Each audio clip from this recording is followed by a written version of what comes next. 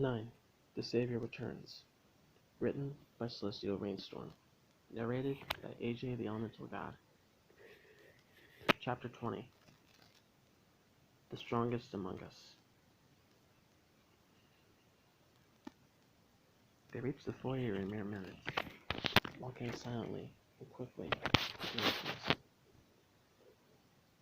There was a dire air hanging over the silent stitch bunks. As soon as they entered the room, Seven walked over a small stack of books lying in the corner. She gently laid 9 upon them, easing him down onto his back and trying to be as careful as possible. He was still unconscious, but Seven could see him grimace as she lay him down. 2 of the twins looked around for a needle and a bit of thread to at least seal the gash in 9. They found some in the overturned, crushed basket. The injured young man simply lay quietly, too deeply submerged in darkness to virtually feel anything. For that, Seven was extremely thankful. She knew what that kind of pain felt like, and her mind immediately touched the scar on her back that concealed half of her number. She grasped 9's hand in her own, knowing that once he would wake up, he could be in complete agony. Seven sighed, withdrew her hand, and sat down on the book nearby. How 2 could just stop her like that? How could already be gone for all they knew? He could be ripped to shreds, soul already taken by that terrible monster.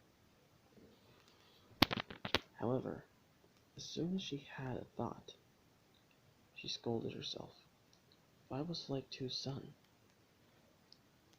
and a decision to allow the machine to take him, knowing 9 needed 7 in those moments, knowing she couldn't go alone, must have torn his heart. She watched the old man as he stood beside 9, trying to thread through the eye of the needle and moving the shredded medicinal tape. He then brought the needle through 9's side, sewing the wound shut, but the poor young man wasn't healed. He was still broken internally. This will do for now, he said, seeing 7 watch 9 with worried eyes. As she continued to stare at the injured young man, 2 added, he's going to be in shock. His body shouldn't register the full brunt of the pain for a day or 2. 7 looked at his chest, which was still slowly rising and falling. Breathing meant he was alive. She paused, staring at 9 a moment more before nodding in understanding. Getting to her feet, she knocked her skull down with her spear as she pulled from the floor. And where do you think you're going? 1 demanded, walking up to her as she began to turn back to the others. She faced the opening of the room, standing in a beam of dusty sunlight. I'm going after 5, she replied flatly, not even looking at him. She began to walk out the silent room, her eyes set on the world outside. Wait! 2 yelled. Then 7 stopped, turning and looking at him as he ran up to her. You can't, not by yourself. 9 went by himself, and he got me out of the factory before the machine killed me. Before I was sacrificed, he saved me. I know you remember 1, she said reverently, looking potently at 1. I'm going to do the same for his and my best friend. But 7, you're up against both the machines and the machine beast. You can't go alone. 2 contradicted, taking her hand in his and casting upon her a pleading look. She took a breath, looking into the old man's golden eyes. He had performed as the father of the group for so long. She loved him dearly, but she had to go. She must save 5 before something terrible happened. She won't be going at all. The entire group jumped, startled by the new voice. They all turned around in unison to see 9, awake. His face was full of determination, his eyes filled with a new resolution. He was sitting on the edge of the books, struggling to stand. "What are you talking about?" one demanded, eyes narrowed. "I'm not going to let you go, 7. I am," 9 said, grabbing his life staff as he managed to stand on his feet shakily. He grabbed the leather strap from the floor and slung his pen blade over his shoulder. 9 began to walk out towards the entrance, limping very heavily on his injured side. "No, 9. You've nearly been ripped to shreds. You can't possibly think you're going to face the machines. I'm not letting you go," 7 yelled, facing him and blocking his way to the outside. Her heart increased in pace as he approached her. "I lost 5 once. I'm not going to lose him again, or any of you," 9 replied, his brows furrowed angrily. 7 stared up at him as he limped towards her. "9, please.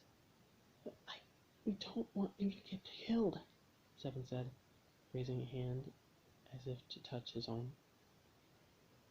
He shook his head, but when he looked back at her, there was a softness and an understanding within his eyes. He then limped past 7, looking directly towards the citadel. He then broke into an uneven sprint, without a single glimpse back. 9, 7 called after him, as he disappeared over the hill, paying no mind to her. His heart set on only one thing. However, one came up to her, watching 9 with malice. "Let him go. If he wishes to risk his life, then so be it," he said dismissively, waving an indifferent hand in 9's direction as he disappeared. 7 rounded on him and knocked the old man to the floor with the hilt of her spear. 7 took a step forward with a growl, but then the twins ran in front of him, holding out their hands beseechingly. He didn't attack the warrior. 7's eyes were like blazing fire, boring into the leader she had detested for so long. He stared at her in surprise and anger, holding up an indifferent hand. "He risked his life for us ever since he woke. He's done almost nothing but good for the entire group. Even when he did wake the machine, he almost died setting it right. You're the one who's a fool. Don't you see him? Didn't you see what that monster did to him? He was nearly killed. He is in pain, and yet he's going to face those 2 machines alone to save 5. I'm going after him." She turned away from him and began to walk into the wasteland, going to follow 9. One snarled and got shakily to his feet, holding out a hand to 7. "You are under my command, woman. I forbid you to leave," he shouted, his fingers curled into a fist. One's voice echoed through the room after departing 7. She stopped dead in her tracks. For just a moment, it looked as if one had stopped her. Then she slowly turned around, her eyes intense. Her glare was locked on one, who stood unflinchingly. She looked as if she was about to attack the older Stitchpunk and attempt to kill him once again. Instead, she spoke softly, each word filled with fury and malice. "You can't stop me. You're not my leader.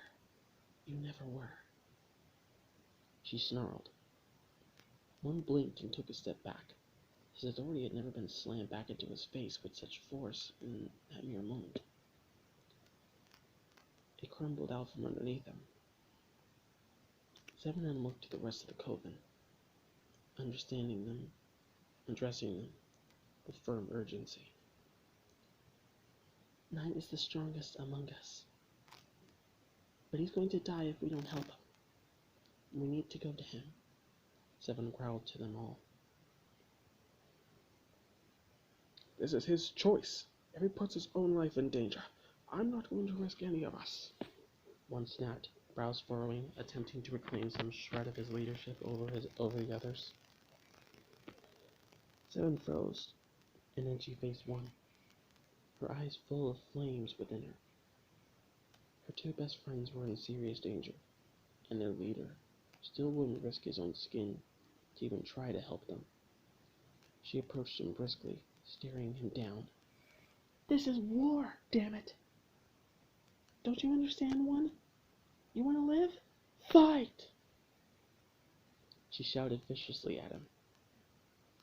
Then she turned and began to sprint gracefully away, disappearing over the hill of debris, following 9 to the citadel, now not so far away.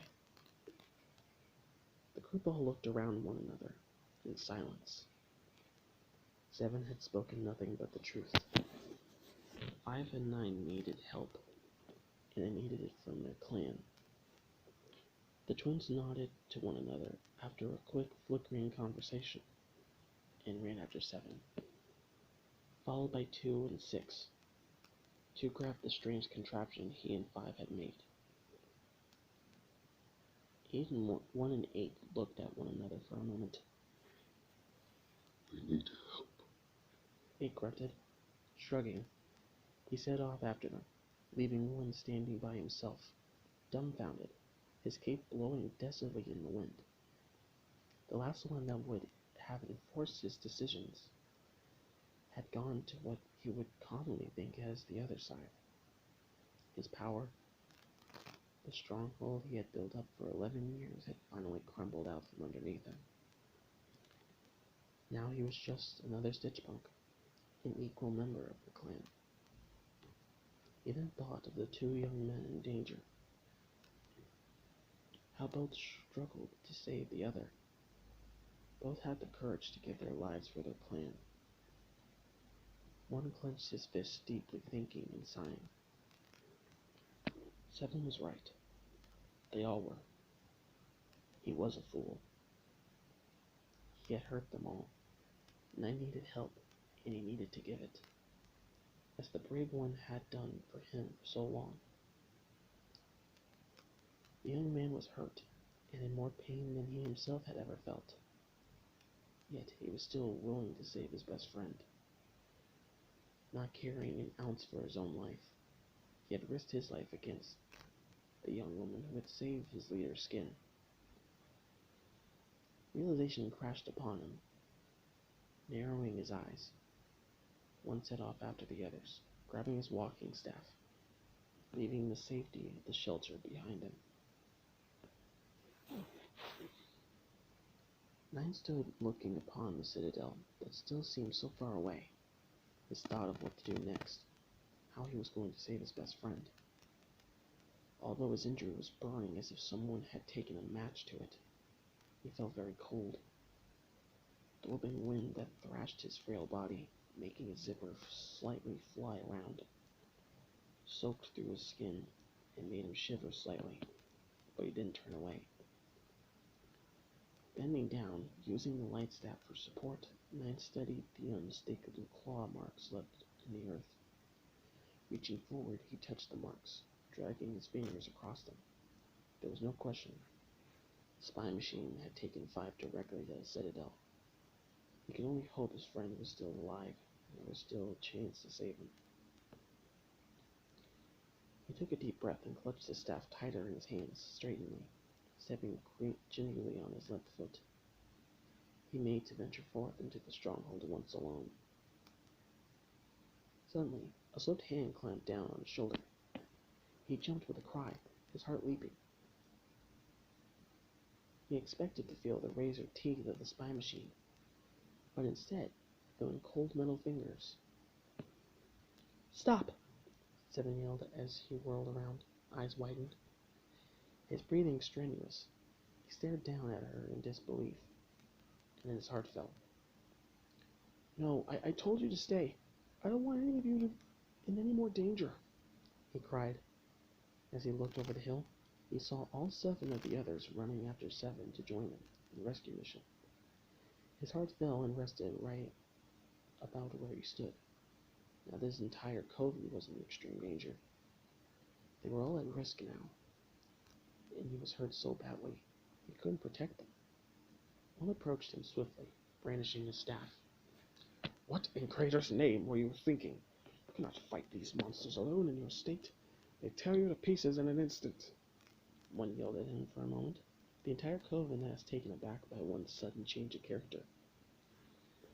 The 9 quickly snapped out of it. I'm going to get 5. I'm not going to lose him again, or any of you, ever again. You all need to go. Get out of here. Go back to the boarding room, where it's safe, he said firmly before turning and attempting to head away. 7 grabbed his arm, implying a pressure that wasn't supposed to hurt him, but just to get the message through. He looked down at her in surprise, raising his eyebrow. How many times do I have to tell you that you're not going alone? 7 said, her brows furrowed.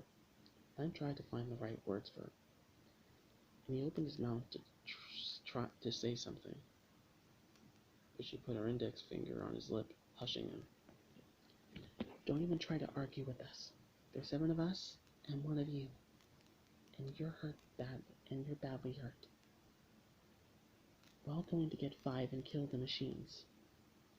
I'm not going to just sit and wait, trapped in that room, 7 said, crossing her arms. 9 stared at her, recognizing the words she had spoken to him once before. He knew he could not keep her from her duty to defend them all. It was her entire being as a warrior, and he could not trap her as one had once did. 9 bowed his head and sighed another defeat.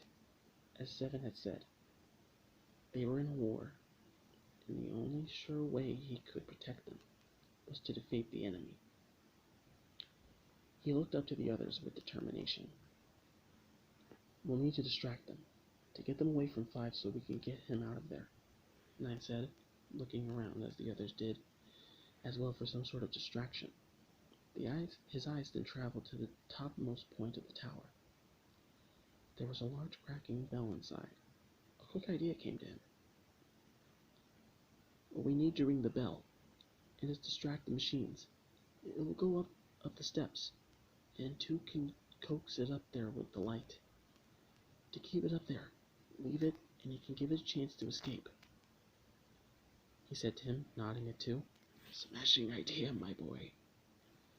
2 exclaimed, smiling widely, his fingers tightening on the device. 9 smiled back. Who will ring the bell, though? 1 asked a bit skeptically. Everyone paused, and a tense, eerie silence followed the statement. They all looked at one another, not knowing how to answer. I will, a gentle voice said, breaking the silence. A voice that had been rarely heard in the War of the Machines. The group parted to see 6 looking apprehensive and closing his mouth. It was obvious that it was he who had spoke. He was clutching his key and looking terrified.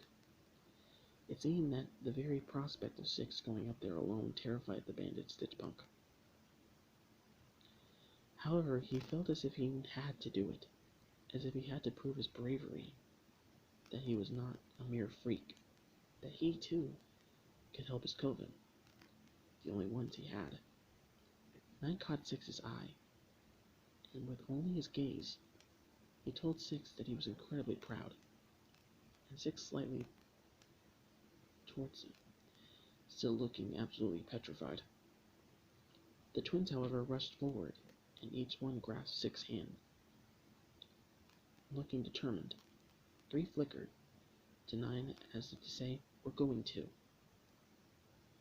9 smiled at this, while 6 gave grateful glances to 3 and 4, who smiled back at him. He turned and waved them forward slightly as they began to infiltrate the clock tower to rescue 5. End of chapter 20.